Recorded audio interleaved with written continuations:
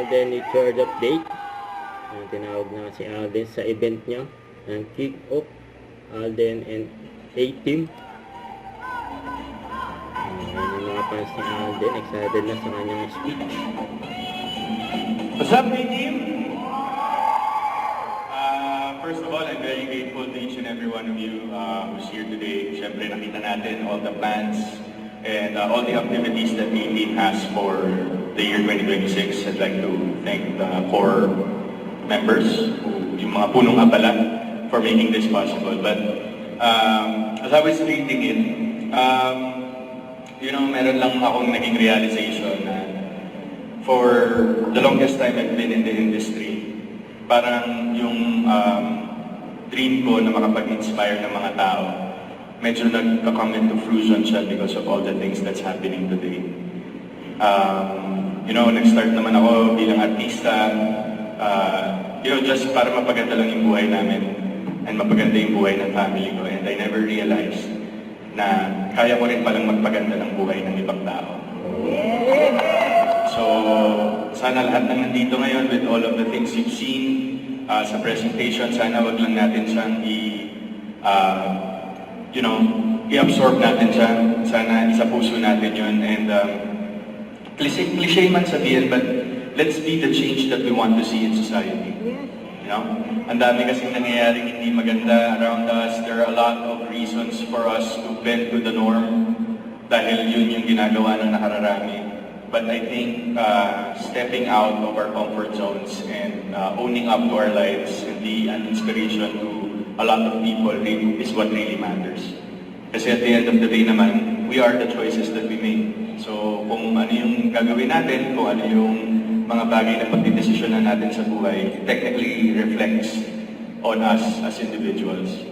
Kasi kagaya nga ng lagi mo sinasabi sa inyo, yung pagiging inspiration sa tao, libre. Yung paggawa ng mabuti, libre. And most especially, all those acts of goodwill na walang hinihinging kapalit at the end of the day. That's what really matters. Hindi nyo naman kailangan humingi ng puntos sa mga tao sa paligid niya. Kailangan nyo lang hinga ng puntos si Lord at the end of the day. Diba? So with this, I'm very proud that marami na tayong nagagawa as a group. Of course, since we started, no efforts ng A-Team ang nasasayang. Hindi man ako masyadong present on social media lately, but I see all your hard work, and I'm very grateful to all the support. And so many familiar faces today na tagal kong hindi nakita.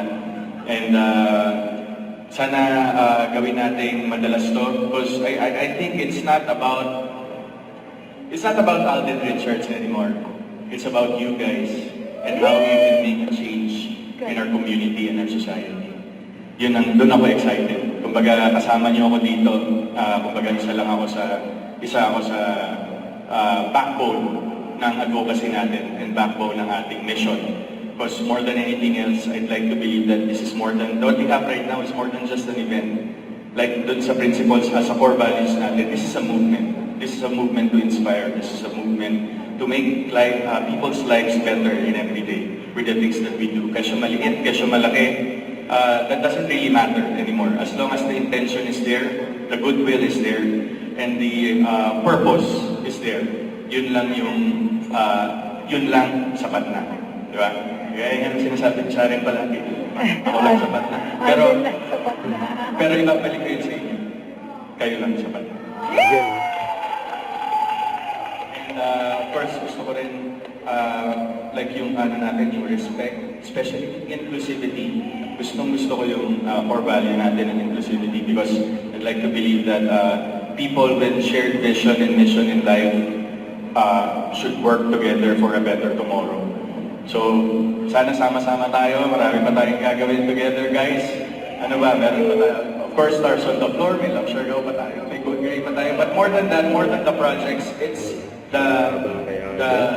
ano ba yung naambag natin sa paligid natin, sa society natin, despite of and in spite of what's happening around us, may it be negative or positive. So, don't be disheartened, guys, with all of the things, especially social media. Ang dali natin ma-distract with all of the things and all of the news that's being presented to us. But it's just noise. Parang ako, let's focus on the purpose more than the noise. Let's focus on positivity more than negativity. And let's focus on ourselves to be an instrument of goodwill and change in our community. Yun lang po, and maraming Yun, no? Magandang sinabi ni Alden. Very much for that wonderful and very inspiring message, Alden.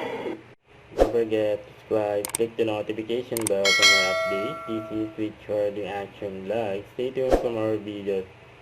See ya.